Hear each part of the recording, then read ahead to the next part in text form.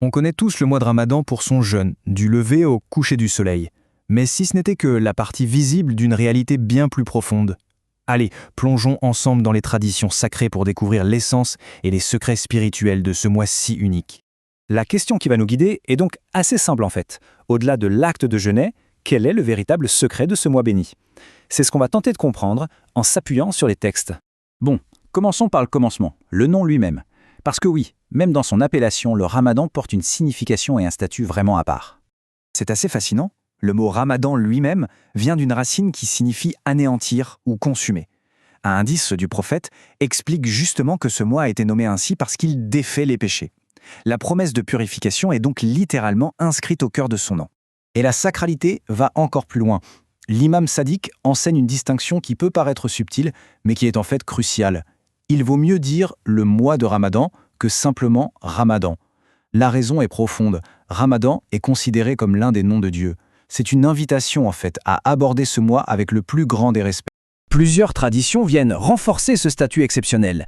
Le ramadan n'est pas juste un mois parmi d'autres, non, il est décrit comme le chef des mois, le véritable début de l'année spirituelle.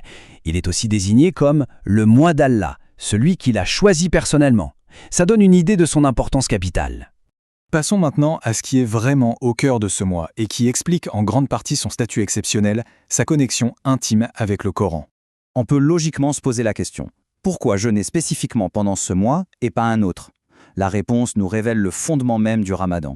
Et la réponse, selon l'imam Rida, est aussi claire que directe. On jeûne durant ce mois précisément parce que c'est le mois où le Coran a été révélé. Le jeûne n'est donc pas juste une fin en soi, c'est un acte de commémoration, une façon de se reconnecter à cet événement fondateur. Pendant le ramadan, il se produit une sorte d'amplification spirituelle. La valeur des actes est démultipliée. Pour donner une idée, un hadith enseigne que lire un seul verset du Coran durant ce mois équivaut à la récompense de lire le Coran en entier le reste de l'année. L'opportunité de croissance est donc immense. Au-delà de sa connexion avec le Coran, le mois de Ramadan est une période où l'atmosphère spirituelle elle-même est transformée, où la miséricorde et le pardon divin sont particulièrement accessibles. On décrit souvent ce mois comme un voyage spirituel en 3 étapes. Il commence par la miséricorde, il continue avec le pardon et il se conclut par la promesse de la délivrance. C'est un cheminement progressif vers la purification totale.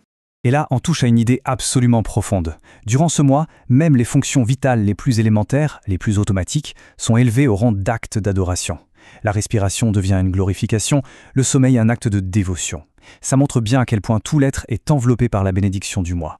Le point crucial, c'est donc cette économie spirituelle unique.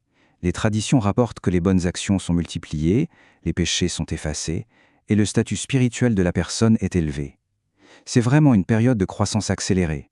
Et le résultat ultime d'un jeûne sincère, accompli avec foi, c'est une véritable renaissance. La promesse est celle d'une purification totale, d'un retour à un état de pureté originelle comme au jour de sa naissance. On arrive maintenant au point culminant, au cœur battant du mois de Ramadan, un moment qui contient une puissance spirituelle absolument inégalée. L'imam Sadiq décrit la nuit du cadre, la nuit du destin, comme étant le cœur du mois de Ramadan. Si le Ramadan est le chef des mois, alors cette nuit en est le centre vital, le moment le plus précieux de tous. Mais pourquoi est-elle si importante? Le prophète l'explique. Les bonnes actions accomplies durant cette seule nuit ont plus de valeur que celles accomplies durant 1000 mois. Il faut bien mesurer ce que ça veut dire. 1000 mois, c'est plus de 83 ans. C'est l'équivalent d'une vie entière. La valeur spirituelle d'une seule nuit d'adoration dépasse donc celle de toute une existence. L'opportunité est tout simplement stupéfiante. Et pour conclure, une pensée qui ouvre une nouvelle perspective.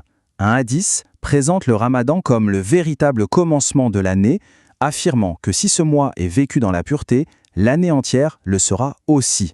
Ce qui nous laisse avec une question fondamentale: comment un seul mois peut-il avoir le pouvoir de définir et de purifier les 11 autres qui le suivent?